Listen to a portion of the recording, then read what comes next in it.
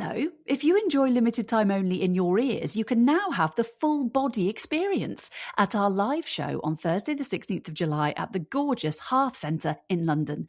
Tickets are available now at the Hearth Centre's website, thehearth.me, and from the link in our Instagram bio.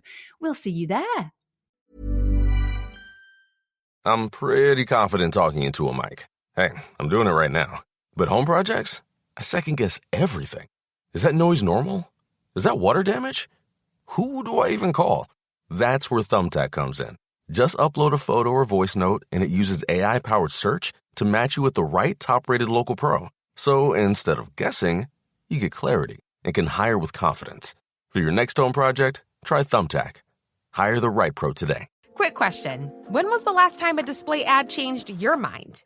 Now think about the last time a friend told you about something they loved. Different feeling, right? That's how podcast advertising works. A host who's built real trust with their audience talks about your brand in their own words, in their own voice. It doesn't interrupt the experience. It's part of it. With Acast, you can access the world's largest podcast marketplace. Choose the right shows, the right audiences, the right format. Then watch the data tell you it worked. You're not buying impressions. You're buying influence. Learn more by visiting acast.com/advertise. I'm Esther. And I'm Susie. And this is Limited Time Only. Brief, a pick-me-up in shorter podcast form. I don't know why I'm still speaking in an Irish accent. That's your fault. Why not? Isn't it? Did I say hello everything... to you? You said it does make everything a little bit better. It does, absolutely. It does. I wonder if you were Irish and then you started speaking with an English accent, you'd go, oh, I suddenly feel quite different and everything feels a bit better. Yes, I think that's what happens with doing the different accents. And I think that I feel very jealous of people that have a more interesting, as I perceive it, accent to myself. And that's the key, isn't it? It's what you perceive. Yes, because I do obviously have an accent. Yes. But to me, it is just a flat nothingness. It's received pronunciation, Susie. I know, but that sounds like it's been placed on me. I will receive this pronunciation. Thank you very much. Amen. All of my vowels and consonants are properly formed. There's nothing of interest in anything I say. I am a neutral canvas and I can read the news. I'm basically a BBC robot designed for clarity. I am clear. Because when we were kids, like that was what you needed to have. And my parents, maybe not my mum so much, but probably more my dad's mother actually. But I definitely was told it's not bath, it's bath. It's not grass, it's grass. And my grandfather was from Kent and he was very much, I'd say, can you pass me that? I can, but whether I may or not is a different matter. So I still say, may I have? You know, it was all very particular. Wow. Because, and sometimes I really hear my Midlands kick in and I don't like it because my dad's side of the family really didn't like it because my gran was from Cheshire. She hated the Midlands. And my grandpa was from Whitstable, hated the Midlands. But somehow that's where they ended up. And so when I see my aunt, I live in the West Midlands, but my aunt says, you have to say you come from Worcestershire. So whenever I go, I have to say, where do you live? Worcestershire. And I have to make sure that and it's not yet, it's yes. So even I'm 48 and I'll go and stay with my lovely aunt, but I have to make sure that I say yes and I talk very correctly. And I'm like, fuck's sake, I'm 48 years old. But I do cringe when I hear the Midlands in my voice. And it's just because my family, that side of my family don't like it. You were meant to receive a different voice. I mean, I still get the only thing my dad ever pulls me up on grammatically is the Esther and me went to the zoo. I don't know why I picked the zoo. Esther and I went to the zoo. Oh, now I was saying that and then I was told that that's actually incorrect because I will say Susie and I, and then somebody said, no, it is and me. Because it depends what you're saying. Oh, I see. So you just need to take away Esther and say, I went to the zoo. Yes. But you wouldn't say me went to the zoo. Yes. Well, you might. Yes. You might. But with my received pronunciation, that would be deemed slightly odd. But Esther, I can't think of what you'd say otherwise. But you have to kind of think about the sense of the sentence without the additional person. And my dad always, and I just say, look, I always used to go, it's just colloquial, Dad. It's colloquial. But it's the only thing. It's so weird. It's absolutely intent on, I remember years ago, Felicity Jones, who was in The Theory of Everything, obviously big Oscar-nominated Hollywood actress. She was in the workshop with us. She's a few years younger than us, but she was in an ITV workshop. And then she was not Oscar-nominated. And I was asked if I would talk about the fact that I'd been in the workshop with her on ITV News. So I did. And I was interviewed. I think it was Central News. It was like ITV Central News. So I did, and I'd got some of my actors group that I was running at the time in the background.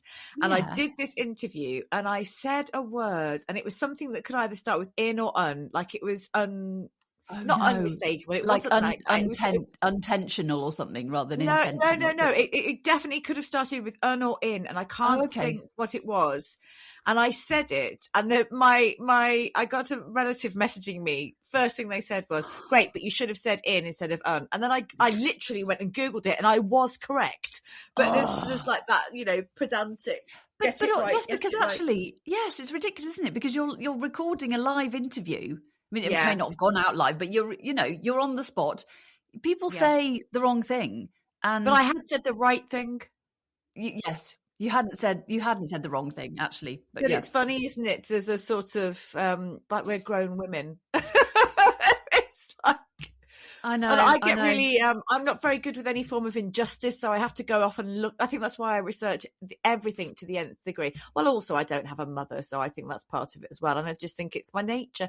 But also I go off and I like really research everything. So I have to go, well, am I wrong? And I have to go and look it up and go, oh, no, I am wrong. Or no, I'm not wrong. And I sort of... But, you know, that's what you remember about that experience. Well, you should have actually remembered the fact that they chose you and Felicity Jones, who I presume was reasonably famous at the time.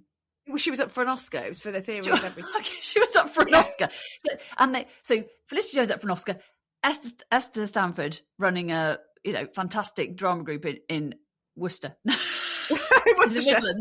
the Midlands. They picked you to be interviewed, and all you remember is being criticised for something you didn't actually get wrong. So it's ridiculous, isn't it? It's ridiculous. So bad. But I used to be mocked for my voice, even as a young person. I mean, not cruelly, but it was.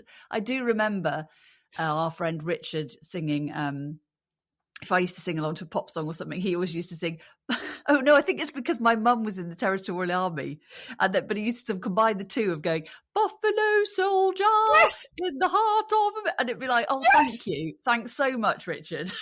I remember. So we did a show at the RSC in Stratford in June of 1995, and my dad was away on conference. I was 17 and I didn't drive and I couldn't get home. So Richard D'Souza, Darren Bastable, Alison Hammond and Sarah Smart drove me back to my house, and on the way back we sang songs all the way back. Take That, I think we were singing in the car, and because Richard's car broke down at my house, and that's why I remember it so vividly, and everyone had to pile into my house and wait for the RAC to come. And Sarah came upstairs and was petting my pet rats. Anyway, I was very tangenty today, so I'll stop. But I remember being in the car, and I remember we all started singing Buffalo Soldier the way you would sing it. It was just a workshop thing. I wouldn't sing it like that. I mean, I didn't speak like that when I was in workshop. That's heightened. No. I used to get that though at school. I used to get told that, and in fact, my friend Lisa at the time, in middle school, her dad used to say, "You've got a great voice to do the news," because I just had a slightly different accent to everybody else. And then when my kids were at preschool, I said something to one of the parents. I think I said, "Oh yes, it's something about a bath or a laugh or something like that." And suddenly she went, "That's where my daughter's accents come from, because she's playing with your daughter." And not that she was criticising, but she said, "I didn't understand why she was saying bath and laugh and grass. And it's from your daughter because you're saying it." And I thought that's so funny how it's sort of, and I used to get called Lady Stanford wherever I've worked. Everybody always ends up calling me Lady Stanford, and it's not something that I have ever asked for. It's just, I worked for a company for a while in Wolverhampton, and everybody just called me Lady Stanford. It was because I seemed incredibly posh, which I am, of course. Well, obviously you are.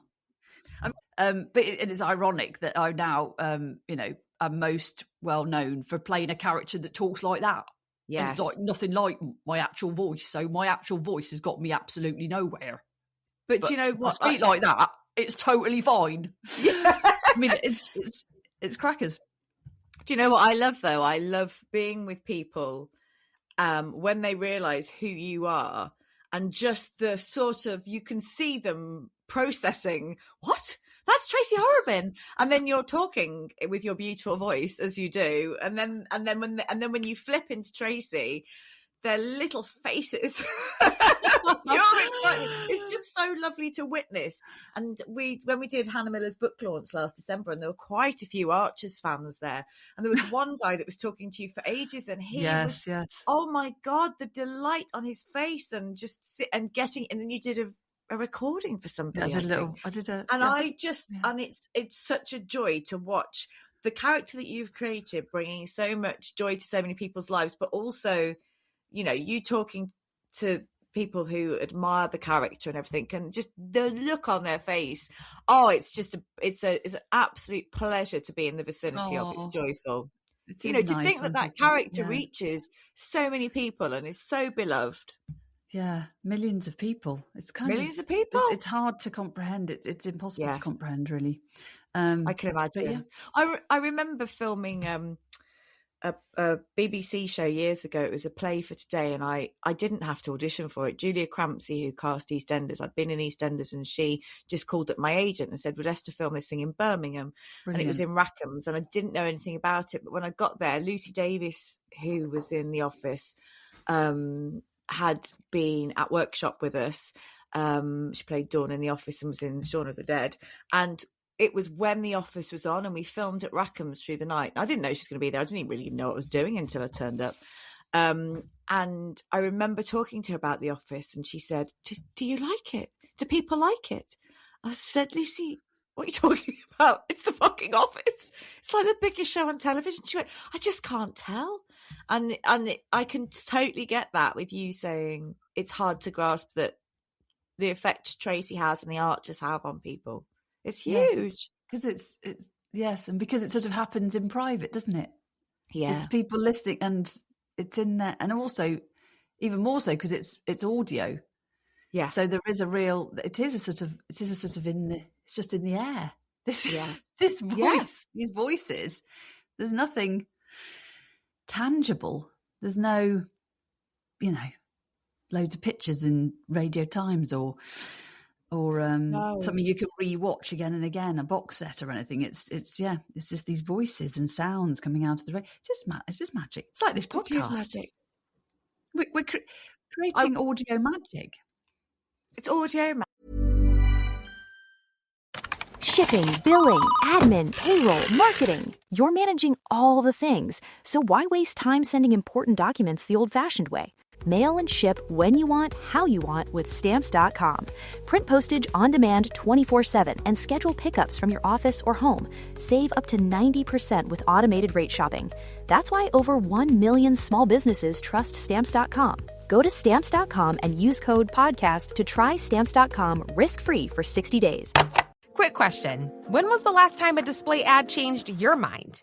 Now think about the last time a friend told you about something they loved. Different feeling, right? That's how podcast advertising works. A host who's built real trust with their audience talks about your brand in their own words, in their own voice. It doesn't interrupt the experience. It's part of it. With Acast, you can access the world's largest podcast marketplace. Choose the right shows, the right audiences, the right format. Then watch the data tell you it worked. You're not buying impressions. You're buying influence. Learn more by visiting acast.com/advertise. And I was at the National Trust last weekend and we went into the second-hand bookshop and I found an Archer's book in there. And I always look to see whether it's one that you're in, because obviously you were in it in the early 90s. I'm not in very. I think I'm in one. There's a picture of me. You were in it in the early 90s, and then obviously you've been in it for about 15 years or more now. 15 so I always look. Is it the chapter where you'll be in? And I get really excited. I'm being like, Susie's in here. This is my friend. Susie.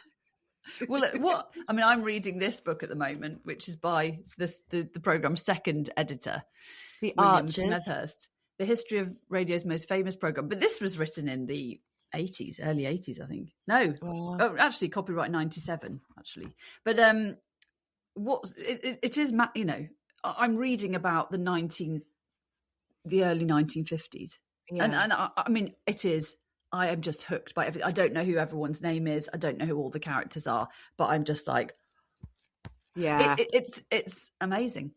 And it's the history of it that's amazing. And I do hope that institution. Yes, I hope. And I sort of think forward and I go, well, one day I'm not going to be in it. And I certainly won't be a massive part of it in like 40 years or whatever. Hopefully I'll still be around and doddering in and kind of doing a little scene or two every now and then. But there'll be another bunch of actors doing what me and the, actors of my age are doing now. And then in the future, they'll be like, oh, there was a character called Tracy once. Oh. It's weird thinking like that, but it is that. You're part of a chain of something. You're part of Archer's history forever. I mean, how's Helen Archer doing? Because I was nearly Helen Archer twice. Is she? Do we like her? Do we want her to leave? Do we need a new Helen? Well, as much as I'd like you to play Helen, I absolutely adore Louisa Patikas, who does play her, and whatever, very good. Okay, so fine. We have to have a new character played by you. I think you'd want to create your own, really. Yeah. I think who should I be? Make me a character. Who could you be? Lady Stanford. To be honest, we do probably need a sort of eccentric aristocrat to come in. Oh yes. I think that would be good, because you've got to have the eccentric characters amidst the more run of the mill and the rural characters. And I always think you could do a good eccentric posho. Yes, which we need it. Sort of bit racy. Oh yes. Oh, like a Rivals character. Horse rider. Yeah, likes polo. Yeah, comes in. A cougar. A cougar. Yeah. Divorcee. Young men. Yeah. Divorcee. Absolutely loaded. Cougar. Yeah. Joan Collins type. Oh yeah, a cougar would be good, because there are older, well-off characters, but there needs to be one who is, middle-aged, looks younger than she is. All the 20-year-olds are lusting after her. Or she's lusting after the 20-year-olds. Well, both. She's a bit of a minx. It'd be quite fun. A minx. A bit of a minx. I'll suggest it to the editor. Yeah, suggest it to the editor, because I only live up the road. I know, it would be ideal. I would be ideal. Then we could play together at the BBC as well. We could. I mean, I'd never be in a scene with you. It's completely wrong socials. Maybe, what should we call her? I could work for you. Lady Veronica Biddlehurst. Middlehurst. Yeah, I said Biddlehurst, which is not really. Oh, okay. Because that's like Middleton, then, isn't it? And yes. Middlehurst. Yes. There's royal connections. Lady Veronica Middlehurst. There we are. The cougar of Ambridge. Love a stallion. Young man. Oh, young man. Right. Well, it's weird because when I was acting when I was younger, the thought of having to do anything vaguely sexual or kiss somebody else was such a not that this would be sexual, but I love the idea of being like a minxy older woman now. And what wonderfully, you wouldn't even have to make physical contact with anyone. Exactly. You just snog anyone to your heart's content. All you do is kiss your hand. Absolutely, best of both worlds. And that Spot Effects artist is making the noise of the rumpy pumpy, the duvet, on the bed and stuff, the squeaking of the spring. Sex in the Archers? Oh no! I mean, that's going a bit far. Although I did have sex with Christopher Eccleston once, but it wasn't in the Archers. Really? Yes. Was that just in your personal life? That was just the other day. No, it was in 1984. An adaptation of George Orwell. Oh, sorry. Sorry, that wasn't clear. It was an adaptation of George Orwell's novel, 1984. And I was playing a prostitute. I played about 15 prostitutes when I was on the Radio Drama Company. And I had to have sex with Christopher Eccleston. What was that like? It was wonderful. Yes. And I had to before we had a little tete-a-tete, I had to take my false teeth out. So I had to do the sound of me speaking, and I think I was really like speaking like that. And then I had to take my teeth out, and then I had to sort of sound like I'd just sort of lost my teeth a bit. And then had a little kiss, and then there was the sound. I don't know. I think we sort of put our heads together a bit, and then the sound effects artist behind us had a hole punch that was a bit squeaky with a duvet on top of it. So it was. I was like, oh, yeah. Me and Christopher Eccleston. Noises. Yeah, a bit. Yeah, I mean, it sort of cuts. You didn't hear much of the scene, but I'd feel that's what I'd feel uncomfortable with, like standing next to. Did you make eye contact with Christopher Eccleston and have to like just go? No, not while we were doing that. But I had to make sex noises like I was a wolf in another drama. It was meant it was meant to be like these. It was a weird Freudian. It was about Freud actually, and. I think it's a long time ago, and the main character was having these dreams about his parents, and I was playing his mum, and they were sort of animalistic sex scene. And it's me and this other guy, this lovely actor called Alan, standing next to each other in the studio, sort of pretending to have sex and making wolf kind of noises. Oh my God! You're like this. I'm getting paid for this. What has my life come to? Yeah, it was great fun. It was really good fun. I think that's the thing that I feel.